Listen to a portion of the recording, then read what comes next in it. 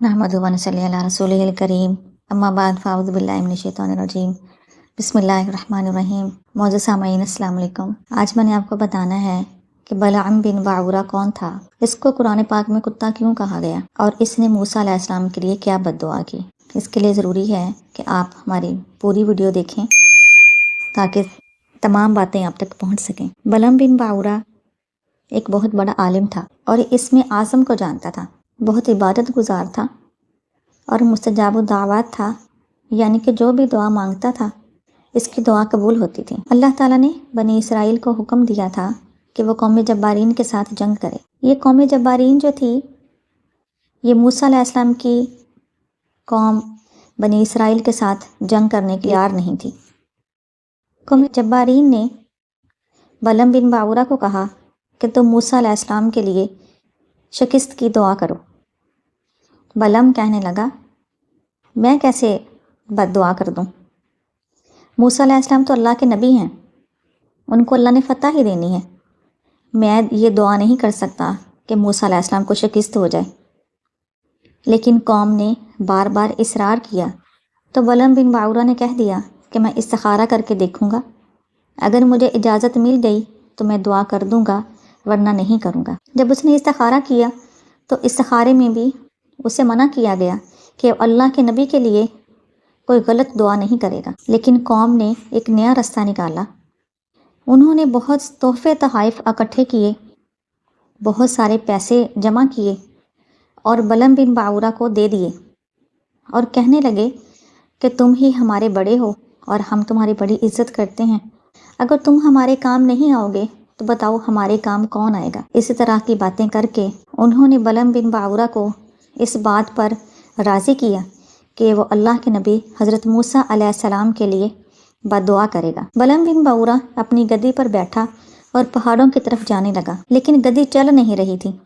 वो बार बार गद्दी को मारता और उसको आगे जाने का कहता, लेकिन गद्दी नहीं जा रही थी। फिर अल्लाह ताला ने उस गद्दी को बोलने की ताकत अता फरमाई और वो गद्दी बलअम बिन बाऊरा से कहने लगी, तेरा बुरा हो, तुम क्या करने जा रहे हो? और कहने लगी कि सामने फरिश्ते खड़े हैं जो मुझे रोक रहे हैं।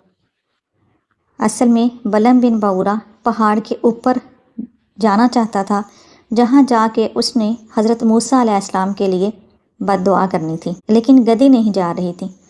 बलअम ने गद्दी की बात भी ना मानी, नीचे उतरा, पहाड़ के ऊपर चढ़ गया। उस पहाड़ का नाम हसबान था। हसबान के ऊपर जब चढ़ा है तो बुलंदी से मूसा अलैहिस्सलाम का लश्कर उसको सामने नज़र आ रहा था।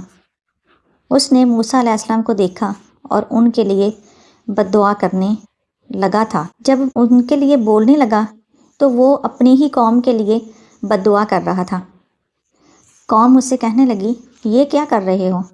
हमने तुम्हें इतने पैसे दिए, इतने तोहफे तोहफ़ दिए और अब तुम हमारे लिए बद्दुआ कर रहे हो। बलअम बिन बाऊरा कहने लगा, मुझे कुछ समझ नहीं आ रहा कि ये क्या हो रहा है। मैं बद्दुआ तो करता हूँ मूसा अलैहिस्सलाम के बारे में और ज़ुबान से तुम्हारे लिए निकलती है, और उसके बाद अल्लाह ताला का अज़ाब आ गया।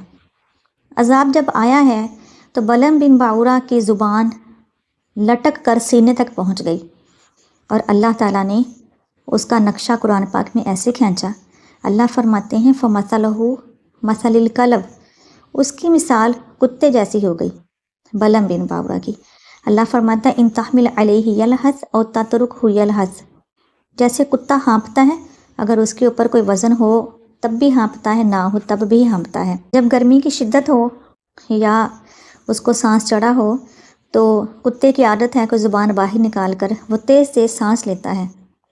तो बलअम बिन बाऊरा की हालत भी कुत्ते जैसी हो गई और उसको अल्लाह ताला ने इसलिए कुरान पाक में कुत्ता कहा, क्योंकि वो नबी हज़रत मूसा अलैहिस्सलाम के लिए बद्दुआ करना चाहता था। जब उसकी ज़ुबान लटक कर सीने तक आ गई तो वो रोने लगा और अपनी कौम को बुरा भला कहने लगा और कहने लगा कि तुम लोगों की वजह से मेरी दुनिया भी ख़राब हो गई और आखिरत भी तबाह हो गई, और देखो अल्लाह का अज़ाब कैसे मुझ पर आ गया है। उसके बाद उनको किसी ने बताया कि अगर बनी इसराइल से फ़तह चाहते हो तो उसका एक ही हल है कि बनी इसराइल के लश्कर में अपने कबीलों की खूबसूरत औरतों को अच्छे लिबास पहनाकर, ज़ेवर पहनाकर اس لشکر میں بھیج دو، اور کہنے لگا کہ اگر بنی اسرائیل قوم میں سے ایک شخص بھی کسی لڑکی کے ساتھ برائی کرے گا تو سارا لشکر ہی اللہ کے عذاب میں آ جائے گا۔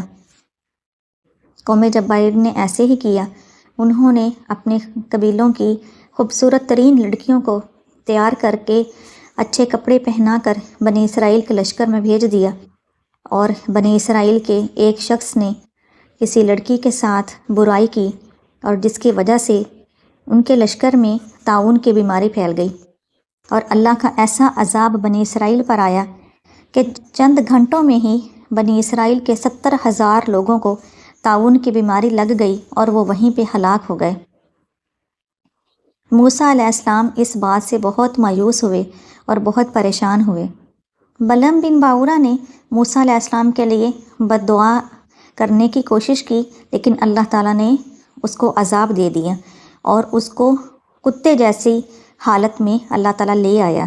لیکن موسیٰ علیہ السلام کی اپنی ہی قوم بنی اسرائیل نے موسیٰ علیہ السلام کی جب نافرمانی کی اور ان کی تعلیمات پر عمل نہ کیا اور اللہ تعالیٰ کی حدوں کو توڑا، تو اللہ تعالیٰ ان کی قوم پر بھی عذاب لے آئے، اور بنی اسرائیل قوم نے جب برائی کی تو لوگ طاعون کی بیماری میں مبتلا ہو گئے۔ اللہ تعالیٰ سے دعا ہے اللہ تعالیٰ ہم سے ایسے عمل کبھی بھی نہ لے جس کے ساتھ وہ ہم سے ناراض ہو جائے۔ اللہ تعالیٰ ہم سے ایسے عمل لے کہ وہ ہم سے راضی ہو جائے اور ہم اس سے راضی ہو جائیں۔